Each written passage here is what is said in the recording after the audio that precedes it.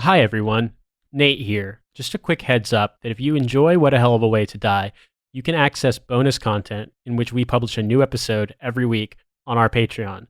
The link is in the show notes, and for $5 a month, you get access to all the bonus content we've put out since we started the show back in 2016.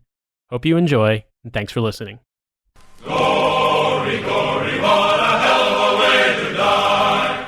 Glory, glory, what a hell of a way to die. Glory, glory, what a hell of a way to die. He ain't gonna jump no more. Hey everybody, welcome to another episode of What a Hell of a Way to Die. It is me, it is Nate. We're gonna skip over dad chat. I'm sorry for you plant heads. I'm sorry for all you dads out there who wanted us to talk about our favorite pajama pants as we start to slide into the long, cold dark. But we have a roughly 4,000 word article about Grunt style to get through.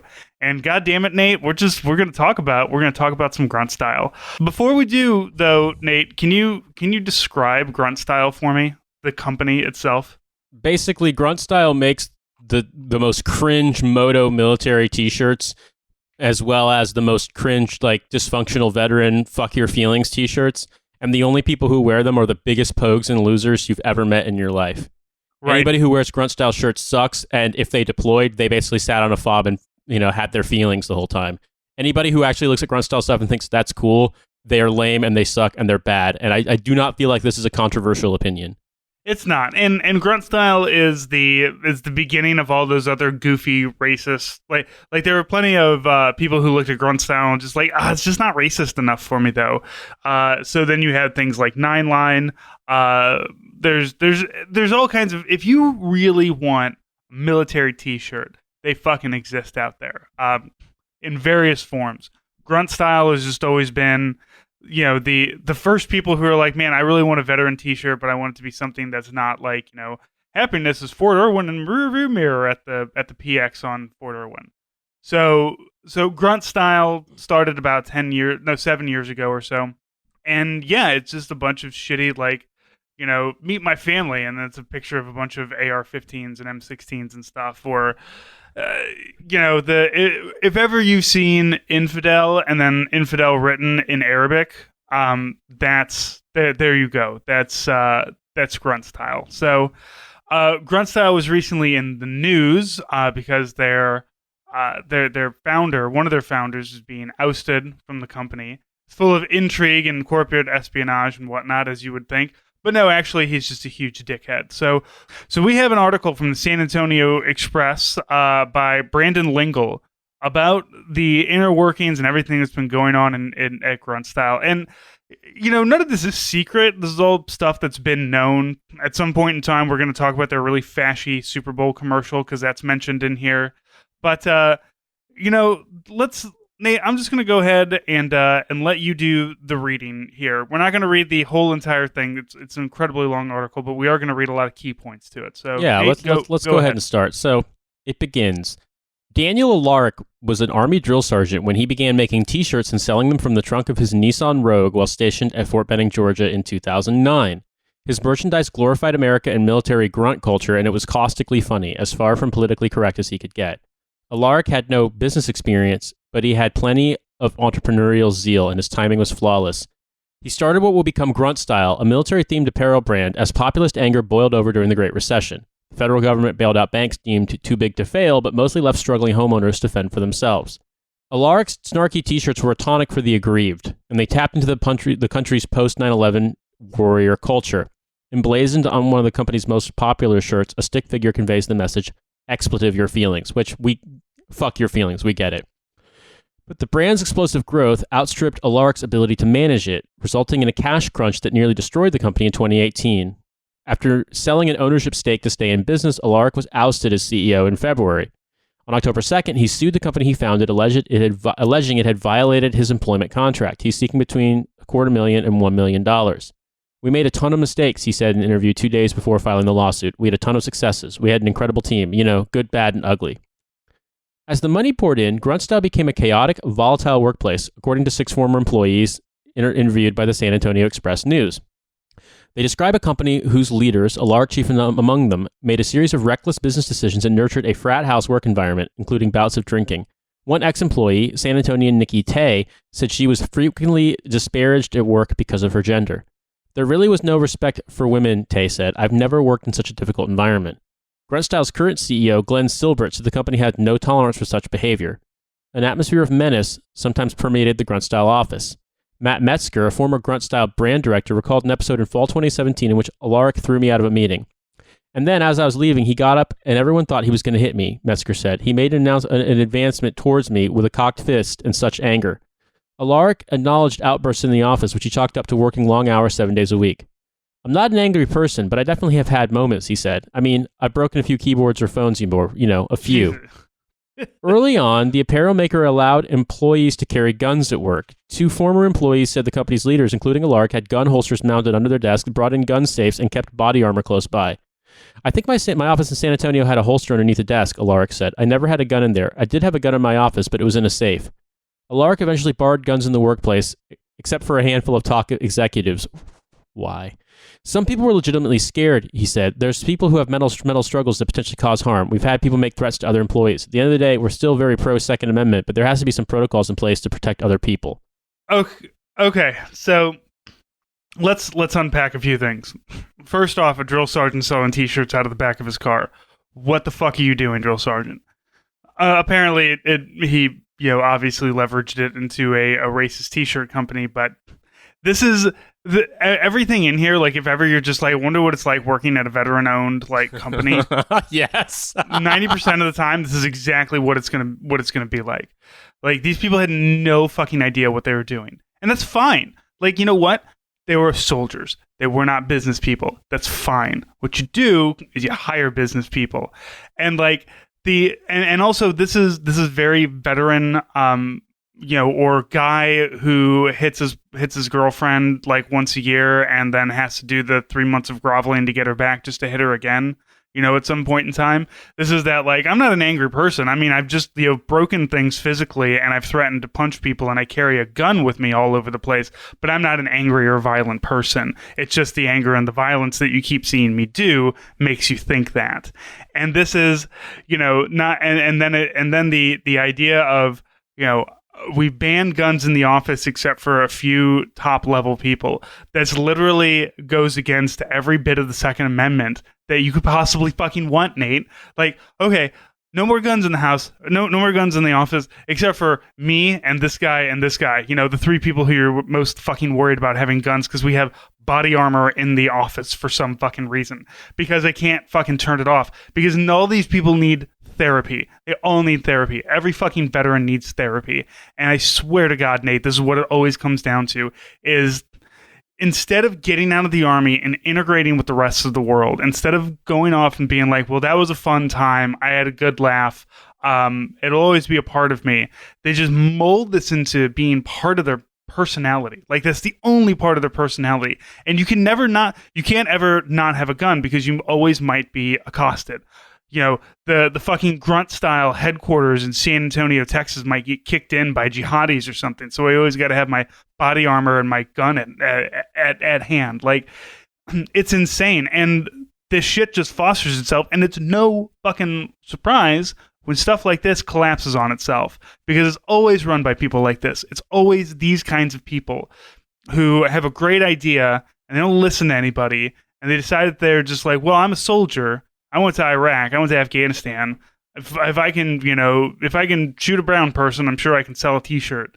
And yeah, I mean, so much of it basically, to me, the messaging on the shirts was also indicative of the kind of just dumbass attitudes that you imagine the people founding it had.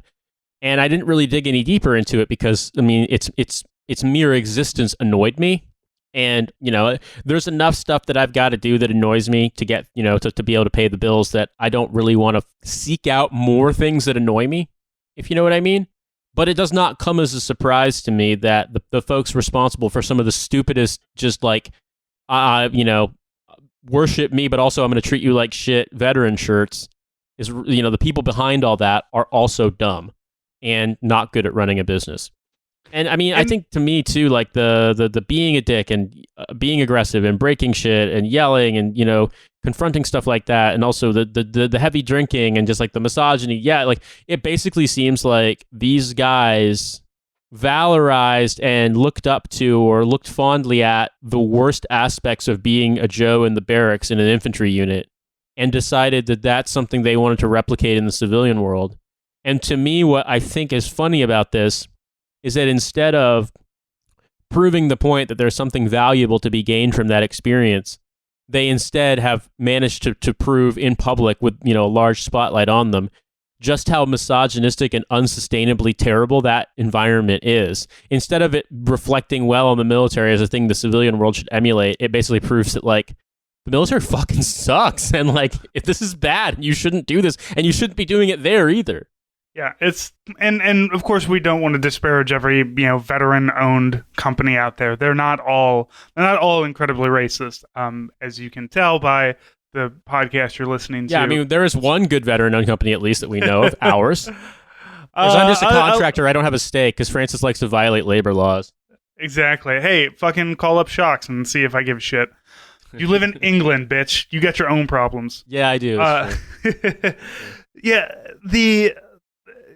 as you said, this really it brings home all of like the worst parts of soldiers, like all the really shitty parts of being a soldier, like which while you're a soldier are the fun parts, shooting guns, drinking beer, hanging out with your bros.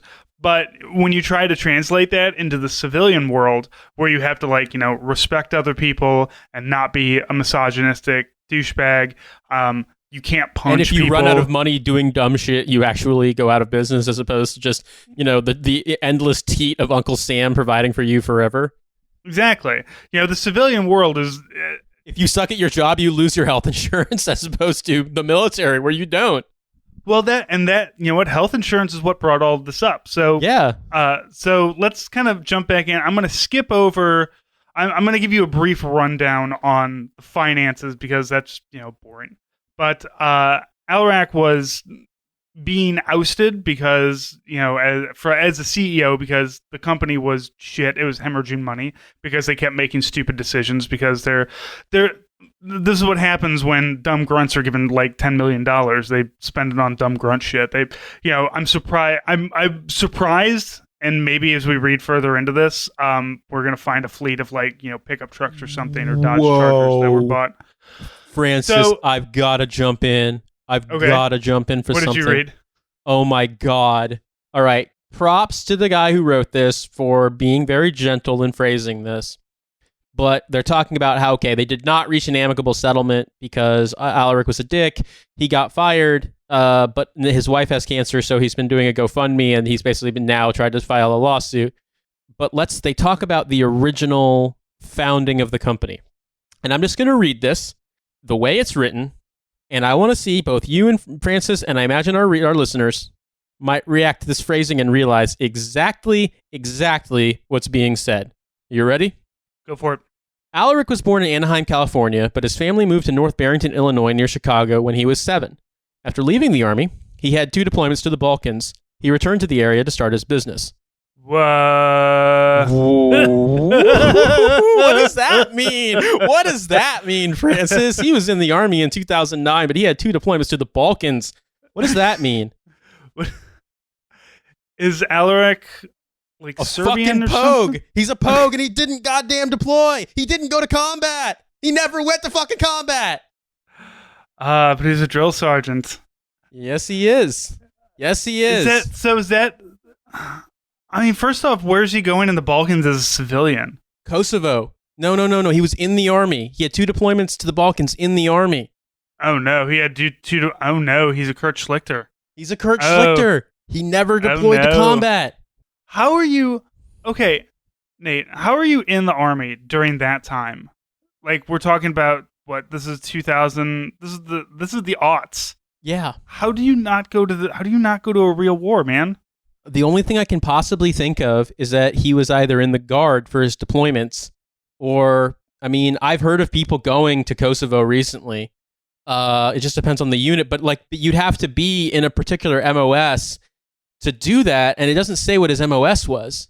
like, if he was an infantry guy, well, cool, but like, the only infantry people going to the Balkans were like people in National Guard units in the 2000s, because I mean, everybody they could get to go to Iraq or Afghanistan got sent there.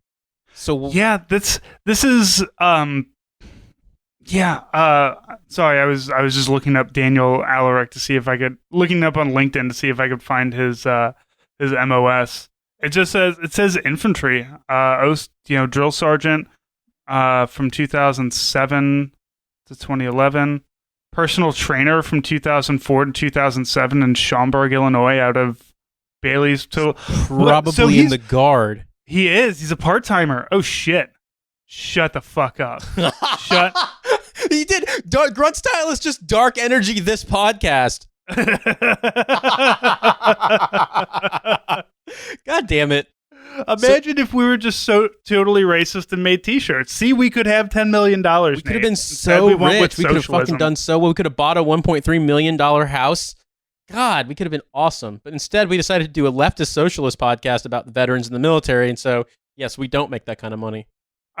So also on here, he's got apparel designer, sales leader, decision maker, website creator, and founder of Grunt Style in 2009, but Army drill sergeant from 2007 to 2011.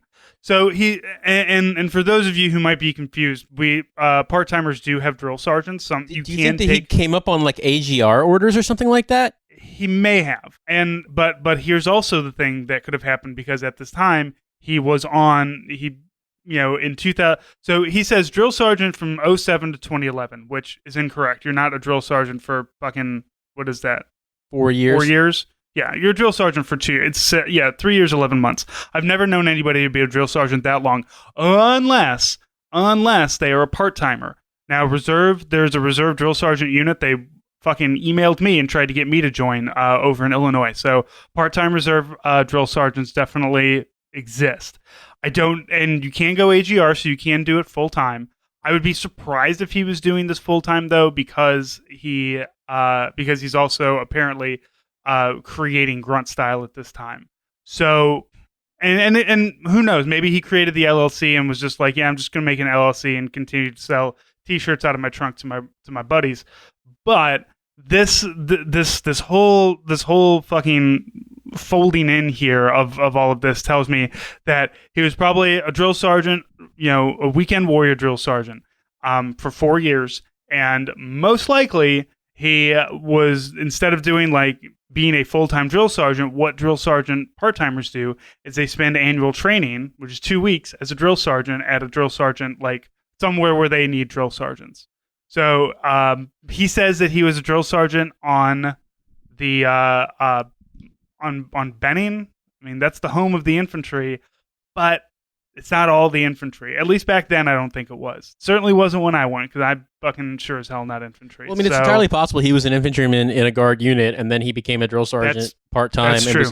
And was basically, his AT was spent going down to assist OSIT at Benning, which, yeah, that makes sense. But that's which also makes sense, because under OSIT, he's got 3 different battalions that he was under: Alpha 254, Delta 150, and Golf 150.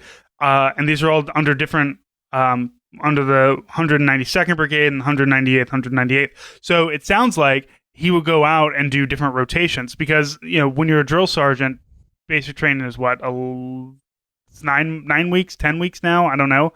So you would have a lot more of those, because you would be constantly cycling soldiers through. Drill sergeants get moved around to where they're needed. It's all yelling at privates on a parade field, no matter where you're at. So yeah, man, fucking good catch. I completely missed that. And look at that, we got a fucking National Guard POG, I bet. Because he doesn't say. It just says drill sergeant from 2007 to 2011. What the fuck else do you have here? Other if than you were in the Army in the 2004, 2000s and you only deployed to the Balkans and you were a drill sergeant for a magically longer time than an active duty drill sergeant would be, and the early part of the company's days you were in Schaumburg, Illinois, where there is no active duty military for the Army aside from recruiting stations. Here it is. He was reserve activities, and so I was in the Army Reserve while attending and got deployed and mobilized 4 times. So it's taken a while. Okay, so according to his education, he doesn't have a degree from Harper's College yet in business, because he's been deployed 4 times. Wait, Sure. but where did he deploy to? Is the thing. You'd think he I would don't be know. very.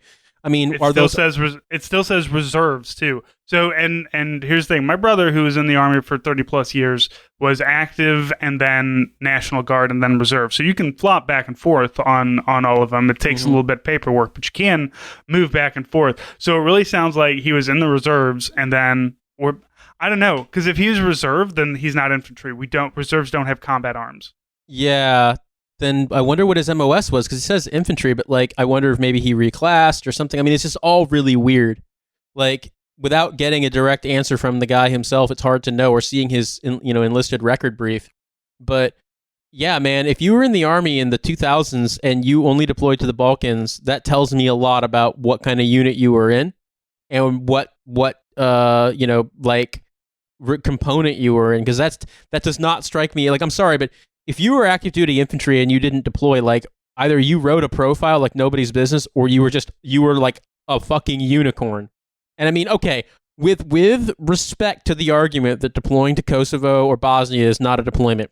Look, I know folks were getting shot at in Kosovo. I know it was real. It's just that because of the politics of the day, they decided to not call it a combat zone, and people didn't get CIBs for that. I get it. Like, don't get me wrong. It was a deployment, but you gotta understand it is when you sell yourself as this arbiter of warrior culture post 9/11 and all of the deployment shit, like Route Irish Racing Squad and shit like that. When that's your fucking bread and butter, and you've never done it, that tells me a lot. That says a lot. So I'm not out here trying to be like, well, if you only went to Kosovo, then fuck you. What I am trying to say is that if you only went to Kosovo and then you turn around and sell yourself as like Restrepo Guardians, shooting them dead kind of bullshit, you're a fucking idiot.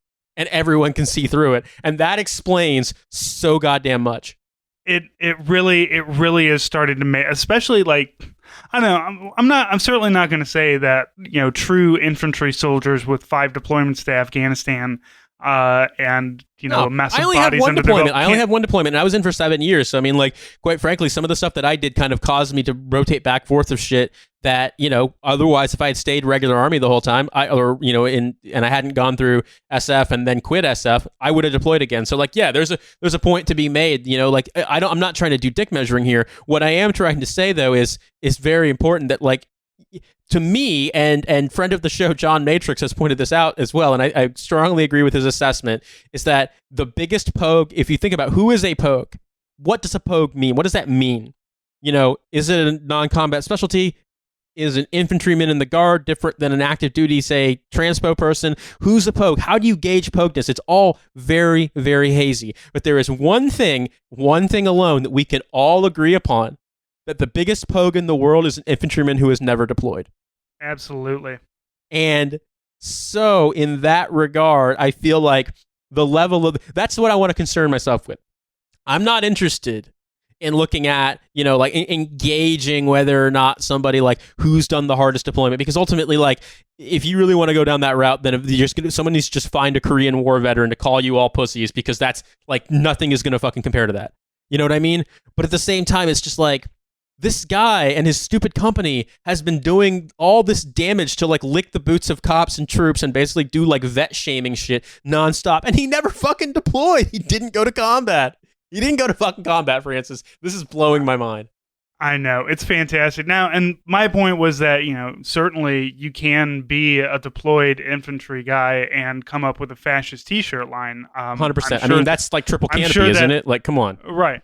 And I'm sure that plenty of the people that he hired were combat vets. I mean, you got to come up with these ideas of infidel written in Arabic from somewhere. But yeah, this is fucking wild. Like, this is, and I just want people to be honest with themselves. Like, I sell shit.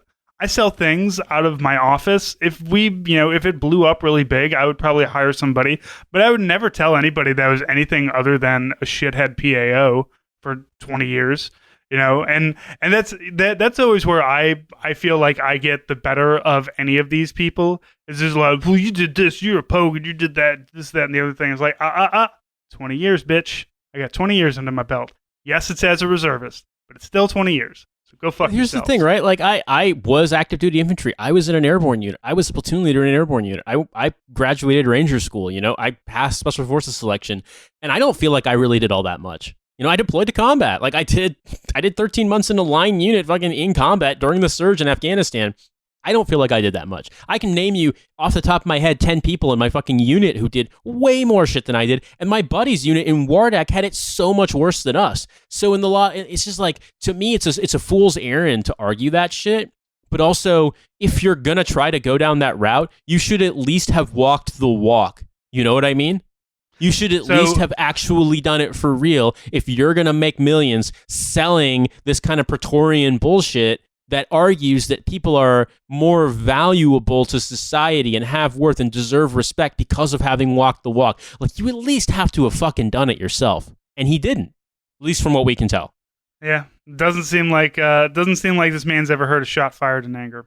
I mean, who knows? Maybe he did. Maybe he did in Bosnia or Kosovo. I mean, that shit did happen. That's the thing, right? But, like, you can't look at what's been going on with deployments to Iraq and Afghanistan and say that, that you and your company should be the avatar of all this weird fucking, like I said, Praetorian sort of, I'm a better citizen than you kind of garbage, because I went to combat, because I, jerked off in a porta-shooter and it was 130 degrees outside in fucking Kandahar, but that's somehow supposed to make your experience, make you more important to society. That's what this shit all stands for. Like, that's what it 100% is.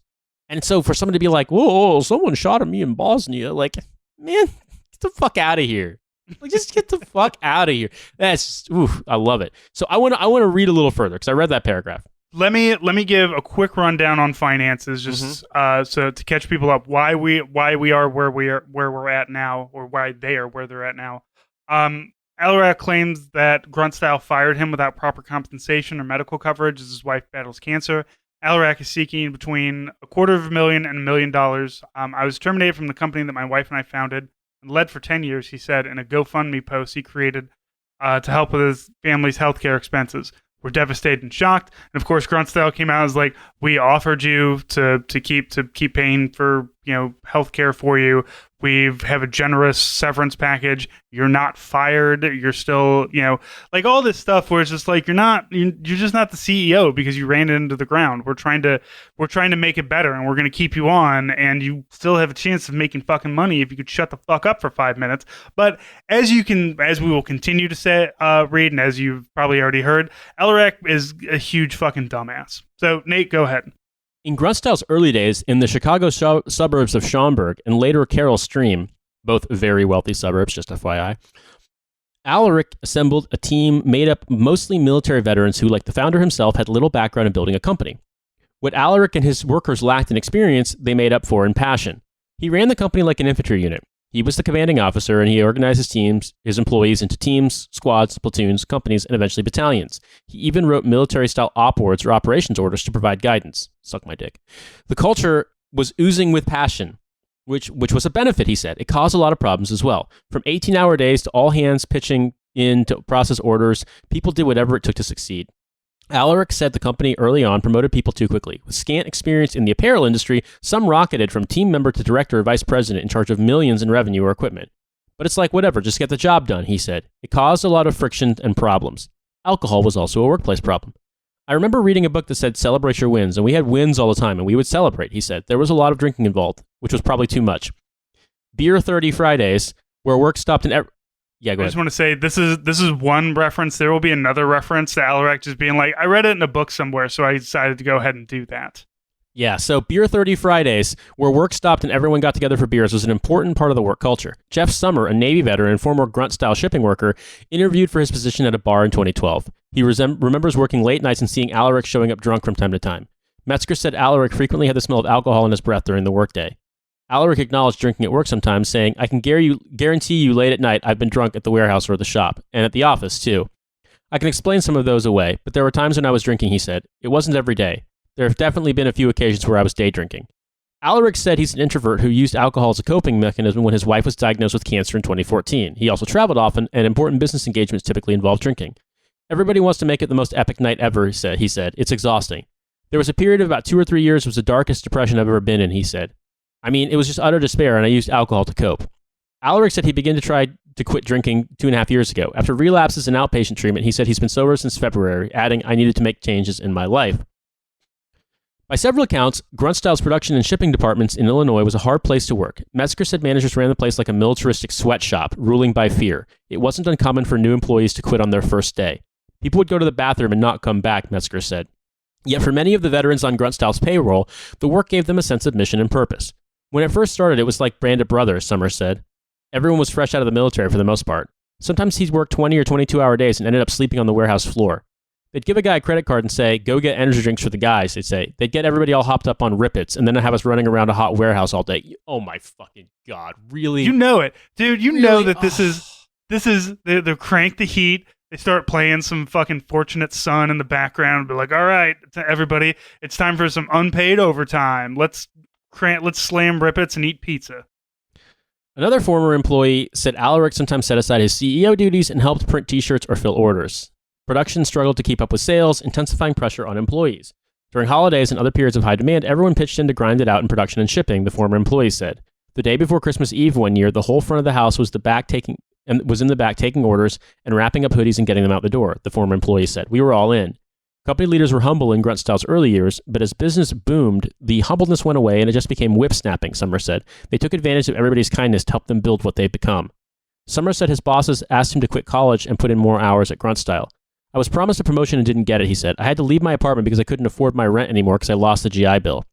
He said he was fired in 2015 after taking time off to help his family in Memphis, Tennessee. Looking back, he said it was pretty much like working in a college frat house. In 2018, the company paid $15,000 to OSHA for 3 serious safety violations in the Carroll Stream facility, including inadequate machinery safeguards. It also recently settled a 2019 lawsuit by employees for improperly storing their biometric information on timekeeping devices. That's okay. So that sounds like you had to thumbprint your way on and off the job here, or do some kind of scan. They're punching the clock with biometrics, and that is fucking disgusting. Yeah, man. I mean, just, This is, again, all of this is not surprising. This is small business owner tyrant, but if your small business owner was actually a dictator, like who uses, somebody using the military and everybody's service to manipulate them into doing exactly what they want. This happens, I've seen this happen before. And it's not surprising. It's disheartening, but it's, I don't know, man, like, you got out of the army because everybody's an asshole, right? Like, you get out of the army because the people above you are assholes, the people below you are assholes. You have to do asshole things. You have to get up at 4 o'clock in the morning to fucking pull your rifle out of the armory. You've got to do and PT go be an in the asshole. morning. You got to do a bunch of asshole things around a bunch of assholes. So you get out of the army and you say, well, that was, certainly a time in my life. And then you form this company. And what do? You're just like, well, let's just build it on the asshole thing that we're trying to get away from. But I feel like people like this, like Alaric, get out of the military because the military at that point is slowing them down.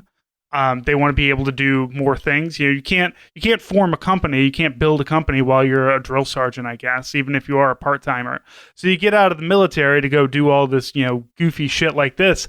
And like all these people who get out, who come work for you, they get out of the army because they're like, I don't want to do these asshole things with all these assholes.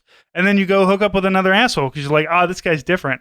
But the thing is that you're not remembering is that veterans were once those assholes in the military. What I'm saying is don't go work for veterans, especially not if okay, take that back. Don't go work for veterans when the entire ethos of the company is built around being a veteran. Like, as soon as I see 100, like on a sign that says 100% veteran owned and operated, I'm immediately hesitant because, and you know what? Maybe it's fine. Maybe it's perfectly good. My wife, in fact, has told me, he's like, you should put that on stuff as a marketing thing. Fuck no. I can't do it. And this is why. I don't want to be associated with this shit. I don't want to talk to soldiers either. You don't want to talk, you're in the army? Let's talk about army stuff. I'm at a farmer's market on a Saturday day drinking, man. Get the fuck out of here. Yeah, I mean, for me, one of the things about veteran-owned stuff is that, well, I mean, if all that is like a merit badge so that people can feel good about buying your shitty products, then that's nonsense to me. I mean, people know us because we're, the Lefty Veteran Podcast.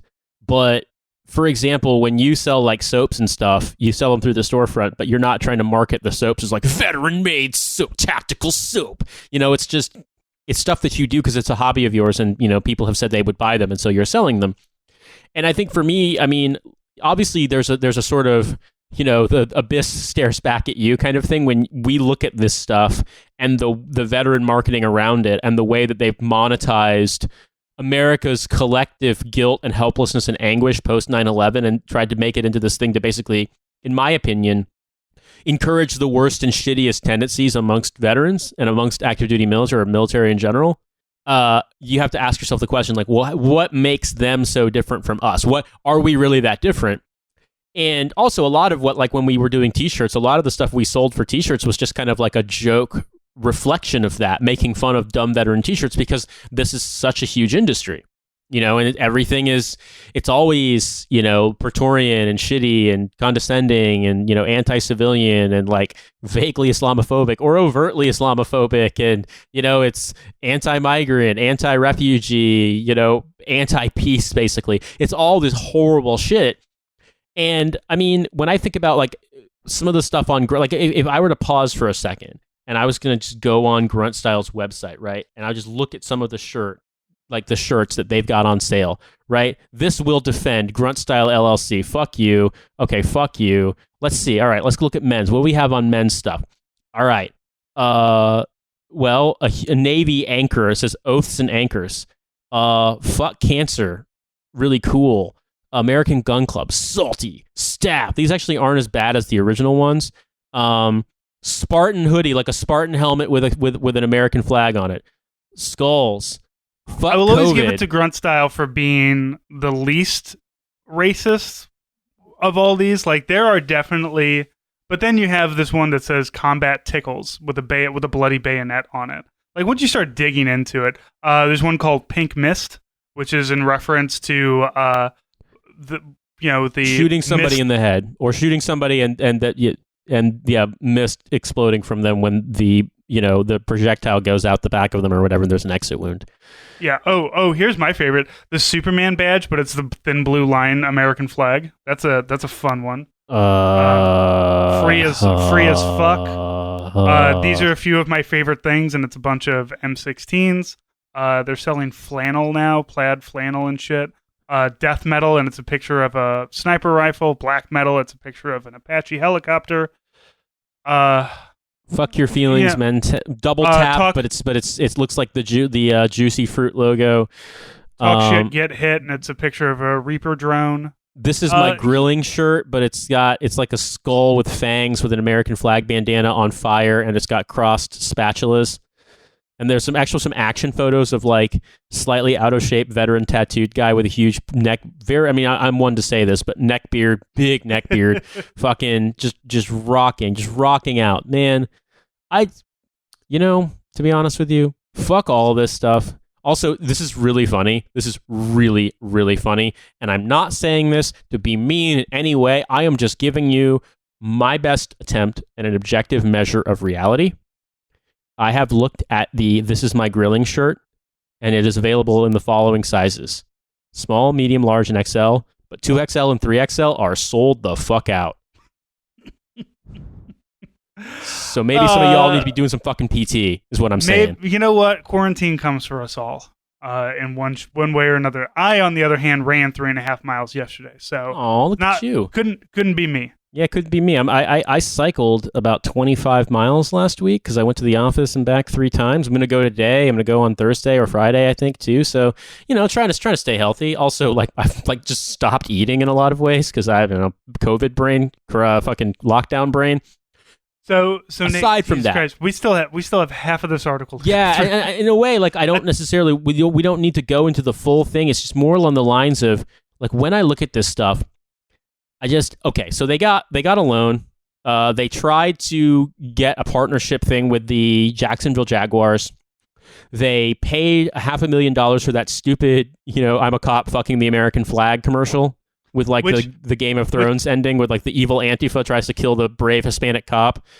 Which is incredible because it's another shell game shuffle, where they're like, "Oh, the Super Bowl wouldn't let us play this." And the reason the Super Bowl wouldn't let them play it is because they didn't pay the money to play it. Yeah, they had to pay $10 million to put it during the Super Bowl, and they wouldn't do it. They couldn't afford it. So instead, they're like, censored by the libs. It's like, no, that's not what happened. That's not what happened. So basically, censored by capitalism, bitch. Shut up. Exactly, the thing that you would have slung lead downrange if you'd ever deployed to defend. And I mean, here's the thing, right? They then started sucking. They fell behind by 30,000 orders. They had $13 million in past due funds. They had $34 million in potential future liabilities. Basically, they were in a situation where they needed to declare bankruptcy, and it basically. They started doing stupid promotions. They started having things called Grunt Fest, which did not make them that. Made them money, but not very much. The people lost their jobs. They wound up basically getting refinanced through a corporate restructuring. They basically had jobs where people were gonna move to San Antonio to start their job, and then the job got canceled. Yeah. Now, and this is. So they decided to leave Schaumburg to go down to San Antonio, where things are cheaper. But like a move, it's not cheap.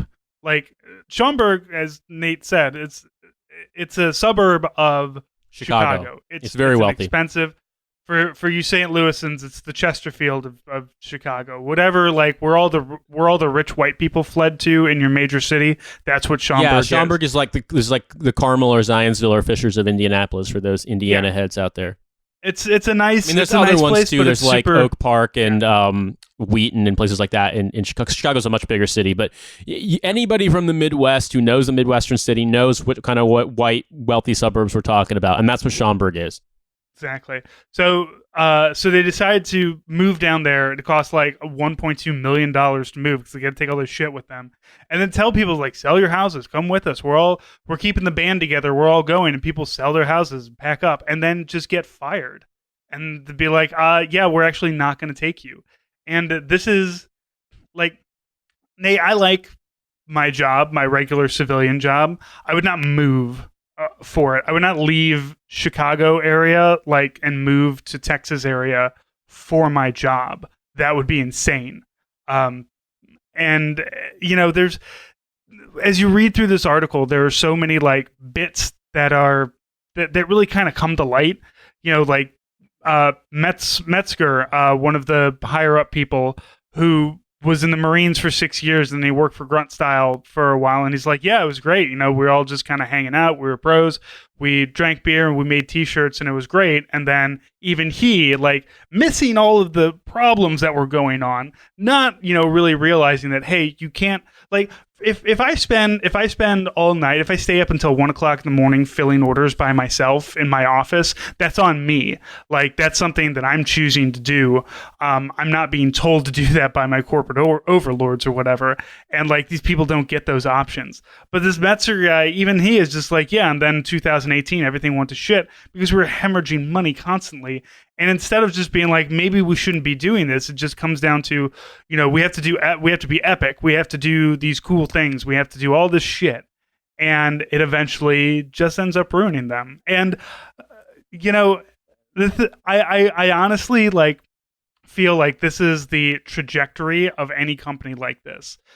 There is a tipping point to it where eventually, the shitty way that you run your company because you sell shitty products, and not necessarily quality shitty, just asshole things for assholes is what you're making. And in the end, all of these things are going to collapse under their own asshole weight, because in the civilian world, we just don't fucking do that. We don't make t-shirts about murdering people. That's fucked up. And I'm sorry that you don't understand that, I guess. Yeah, and I guess when I get down to it, I just don't have any sympathy. I feel bad for the line workers and stuff, and the people who were abused, and some of the people who took jobs, out of the military or out of, post-military GI Bill stuff. But there is a part of me that, I feel less bad for those people than I do for just the folks who they hired off the street to do stuff like packing and ordering and shit, because, those people just saw a job and needed money and, had capitalism's boot on their neck. And instead they had to go to some bullshit, sort of like hoo fake basic training ass garbage stupid organization by a guy who clearly has an inferiority complex, and that just those people's fates, that bothers me because that sucks really bad. But I mean, for the vets who signed up for this and got involved, I mean, like, it sucks. Obviously, it's bad that people got mistreated, but there is an element of sort of lie down with dogs, wake up with fleas about it. And I mean, I feel as though if you have been paying attention to who GruntStyle is and what they do, you should not have been surprised, given the just utter shittiness and grossness of what they do, the extent to which they have just been, like, this is who they are. None of this should come as a surprise. Yeah. At one point, Alarac says, the $34 million in future liabilities. Consultants urged him to declare bankruptcy, but he wouldn't do it. He says, our fans, customers, and especially the people working their butts off every day, they know that nothing was left on the table. He said, that's your fault. And that is the inability to take fault for what you've done is the most vet bro thing I'm seeing out of all of this. Like, yeah, he's an asshole. Yeah, he ran everybody like a sweatshop. As it said, some people were smart enough to go to the bathroom and just fucking walk out the door and never come back. If you weren't, I'm sorry. But like, through all of this, he is still playing himself as the victim. He created this company that is, regardless of how we feel about it, was a good company. It made products, it sold things, it made money, and like, I don't know, like, we make some good money on the Patreon and on the store, but I also don't turn around and spend that immediately because, like, I'm constantly worried about the government, the IRS coming and banging on my door. But like, to have something like this and to not keep it safe, to not protect something like this, and then to just blow all the money and be like, I don't, just. We just have to do better, guys. Like, it's your lieutenant who comes in and is just like, sorry, I didn't get enough meals for us for this field op, and we didn't get any field showers, so you guys are just gonna have to knuckle under. This is the infantry, and this is what you signed up for. It's like, nobody signed up for like their leader to be fucking incompetent, and that's just what you end up getting. You can get a good leader who can get you chow and can get you, a shower trailer or something like that because they knew to requisition it. They knew to ask for it. But no, you have the lieutenant that didn't do that because he's a dipshit. And now he's telling you that the reason that you do, in combat, you're not going to have those things. Maybe you are going to be hungry. Maybe you're not going to be able to shower for 3 weeks. So you're just going to have to get over it, and you're going to have to deal with that. When I was in combat at Pristina Airport in Kosovo, we didn't have showers.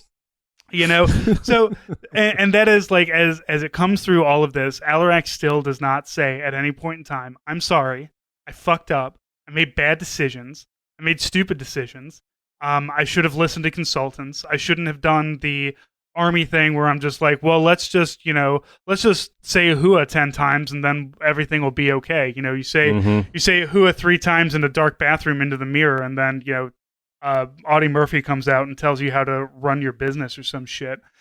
And, none of that stuff happens. And in the end, what happens, he gets ousted from his own company and starts screaming about how unfair it is and suing for $1 million for cancer treatment.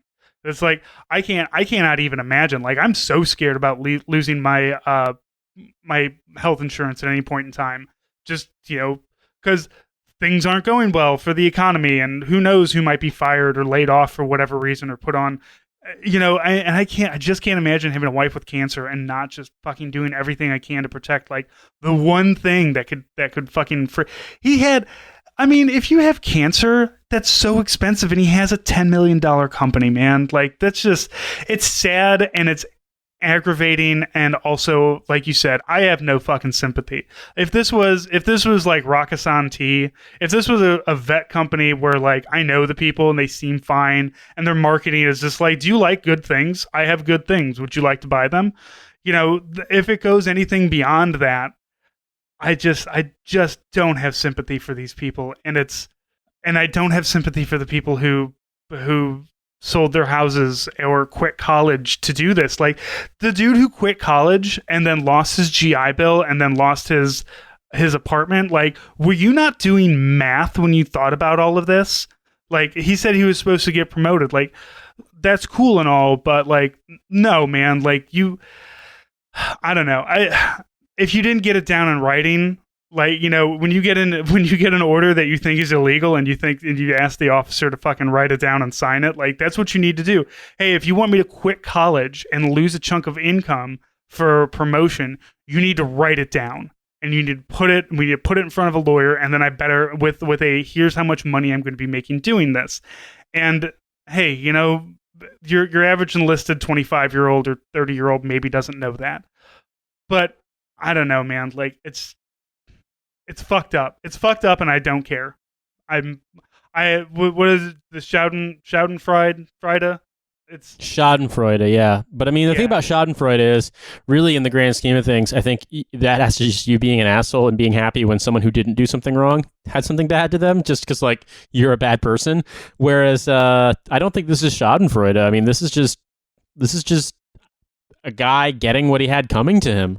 I mean, I hate saying it, but like, you act like this nonstop, and your stock in trade is basically that you're a veteran and that veterans do things better. It's like, okay, well then do things better. Show me how much better you are. Show me how good you are at business. Show me how fucking, you know, the libs tried to hold you down, but you were a goddamn veteran. You were so good at your job because you're so smart because you went to fucking 14 weeks of OSIT and then, you know, were a reserve drill sergeant and deployed to fucking Bosnia. Like, show me how much better you are. Like, do better.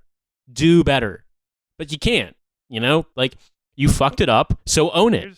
Be a fucking man and own it. And it's like, if you can't, then what was all this shit about being fucking, I'm a killer and I'm tough? What the fuck was that about? What was that about? You can't even own up to the fact that you're a drunk idiot. You fucked over your own goddamn family who needs fucking health insurance. You lost everything because you're an idiot and you couldn't take advice. And instead, you just tried to fucking, like, smash shit and scream through it and five-finger point in people's faces. Good job. Good fucking job. What did you get out of it? Nothing.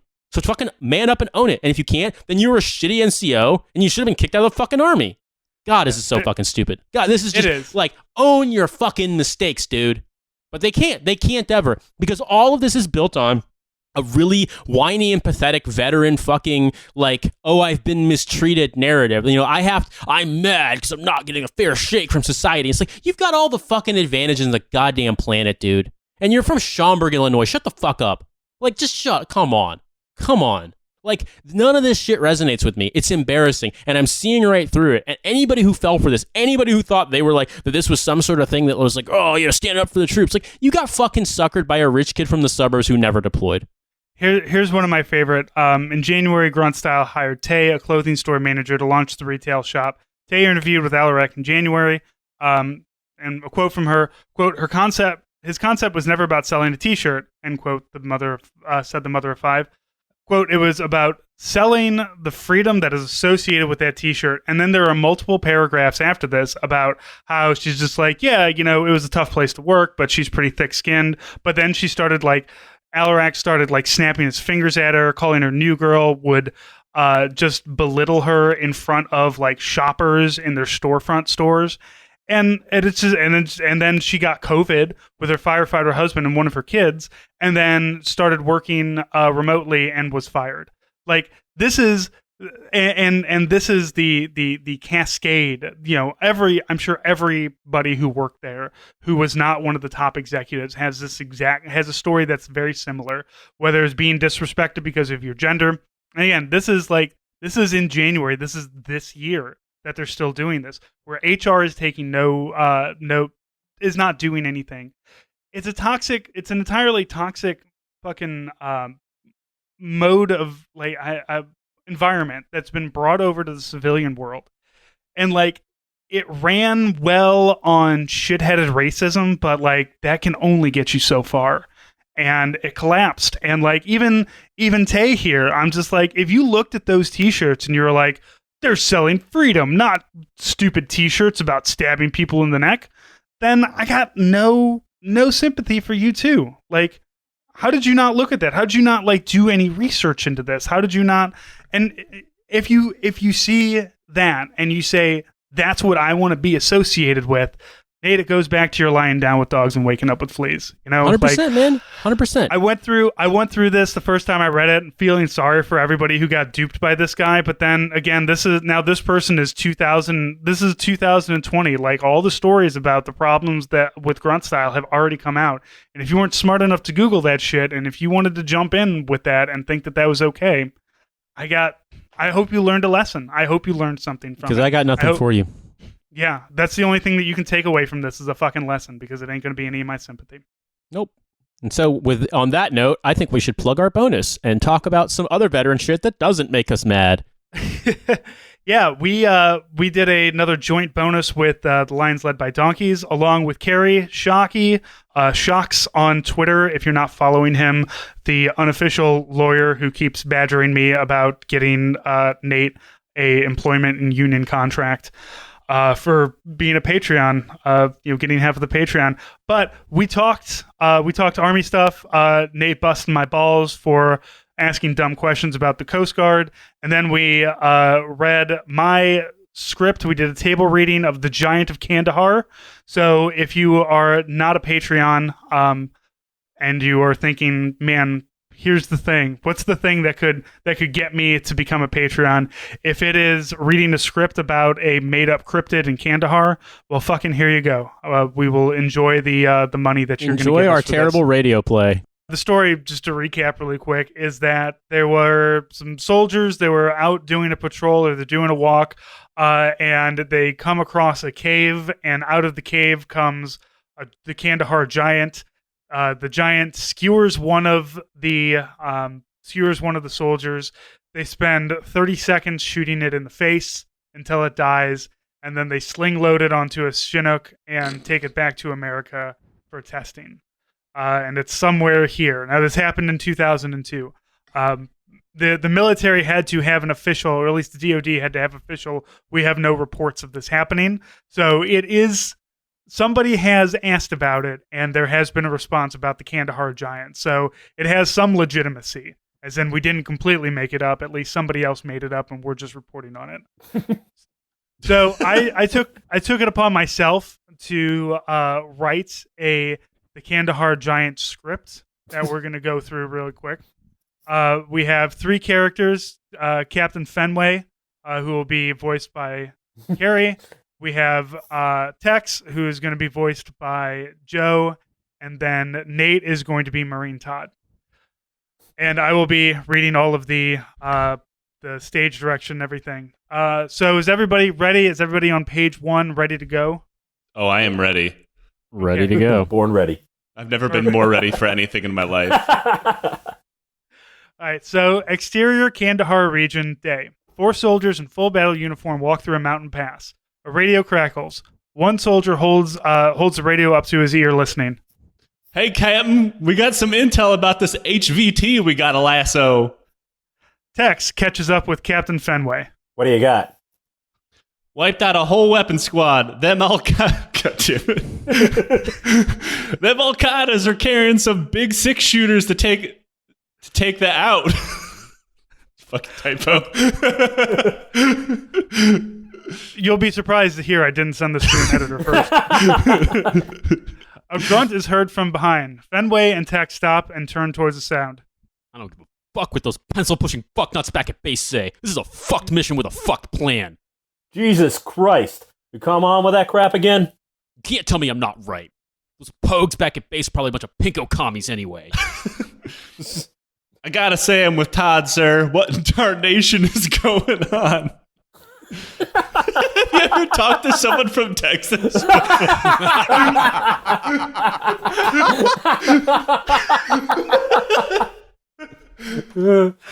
made it. Look, it's Sergeant Yosemite Sam.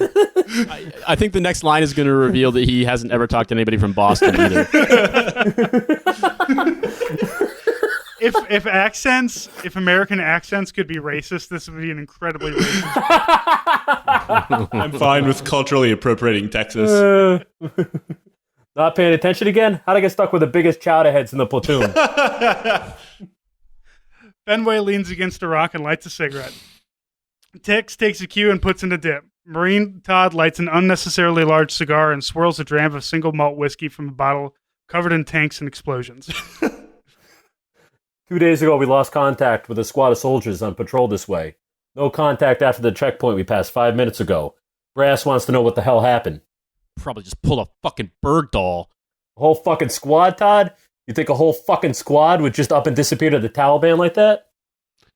I don't like it, sir. I'm jumpier than a cat in a rocking chair factory.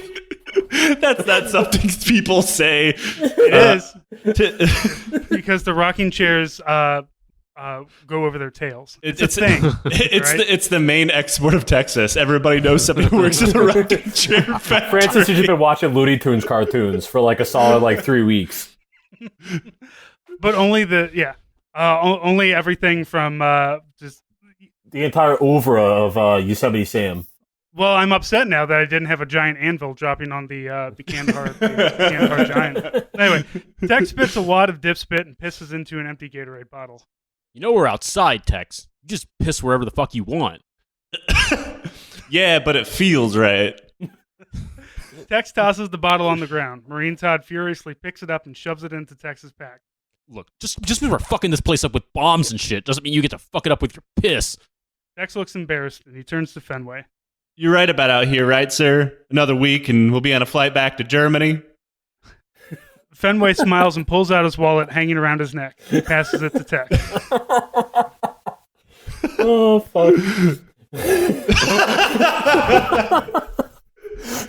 Fucking This line. name is now the president of Boston. My first son was born about a month ago. Wade Boggs Fenway. Look at that little fatty, just like his dad. Tex looks at the photo and passes it to Marine Todd, who simply grunts and hands it back.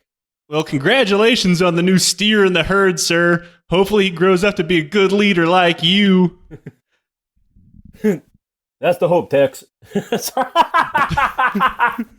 Are you doing country accent now? Fuck, I don't know. That's the hope, Tex. I'm done after this. Finally putting in retirement paperwork so I can raise my boy on hot dogs at Sox games. Fenway stubs out a cigarette and looks further up the trail. A glint catches his eye on the ground. Get your gear ready. There's something up there. The three discard their tobacco and ready weapons. They make their way down the trail and find a small pile of brass from of spent M4 rounds. Mixed in are metal clips. Looks like someone is blowing off a saw here. Marine Todd grunts in approval. Good. No matter what, looks like they met their end with swords in hand. Marine Todd touches a Spartan helmet that's fastened by Velcro on his body armor. It's next to a Punisher patch and a patch that says Infidel in English and Arabic. Until Valhalla, brother. God damn it. Fenway and Tex move up the trail a bit further. They come to a wide clearing that is covered in broken and discarded military gear. Rifle smashed in half, rifle snapped in half, radio smashed, but no bodies. Woo-wee! This is messier than a tornado in a trailer park. Marine Todd brings his weapon up and scans the mountain around him. Goddamn commie Al-Qaeda's was kidnapped the whole damn platoon. Marine Todd, will you make up your mind? Are the commies a bunch of liberal pussies or are they super soldiers? Marine Todd pays no attention. He begins to sing softly to himself. Hey, Marine Todd, this would be one of those times to keep it quiet. It's a Confederate battle hymn, sir. No matter what the Pinko commies tell you, they were American veterans and deserve our respect and statues as well.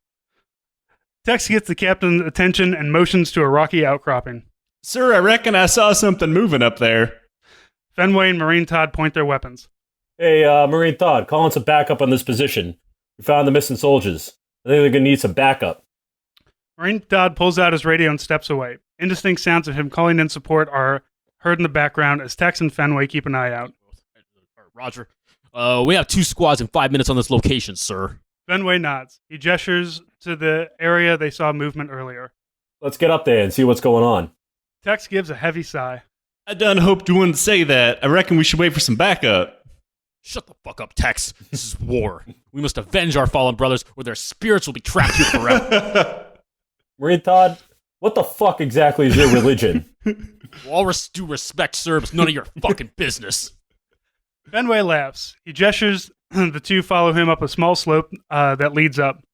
The three follow him slowly, and they come across another flat area. There's a large cave opening, nearly 12 feet tall. Bones are scattered around. I don't know about all this, sir. I'm more scared than a damn apple in a fruit fight. A breeze blows from the cave. All three react to a horrible stench coming from the cave. Smells worse than a hippie commune at midday in July. The three hear the sounds of boots crunching up the trail. A squad of heavily armed soldiers comes up the trail. Fenway waves at them and motions for the leaders to come up.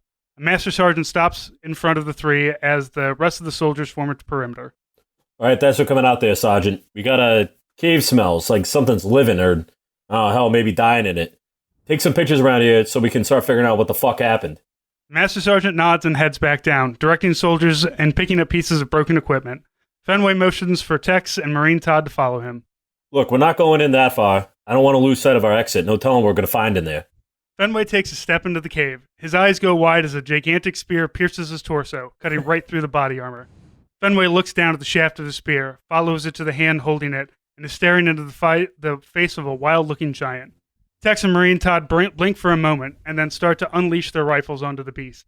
There's a loud and angry growl from the giant as it releases the spear and retreats into the cave. Tex and Marine Todd pull Fenway from the cave entrance, spear still in his body, and lay him down and start to perform first aid. Fenway stops him. No use, boys. Nothing's going to save me from this one. Fenway closes his eyes. Blood trickles from his lip. He grabs them both by their body armor and pulls them close. I need you two to do a couple things for me. Tex and Marine Todd lean in. First, I need you boys to make sure Wade Boggs Fenway grows up with some true warriors like yourselves. Tex pulls out the wallet from Fenway's neck. He looks at the picture and nods resolutely. Second, whenever that bastard Bill Buckner dies, I need you to go piss on his fucking grave. All right, as always, you can follow me at Army Strang, follow Nate at In These Deserts, follow the podcast at Hell of a Way. Check out the store, hellofawaytodie.com. We have things, we have writings, we have all kinds of stuff going up there. But tell your friends we're out here and we're not Grunt style. I promise I will not hire anybody and then sexually harass them. All right, everybody, thank you so much, and we'll talk to you next week.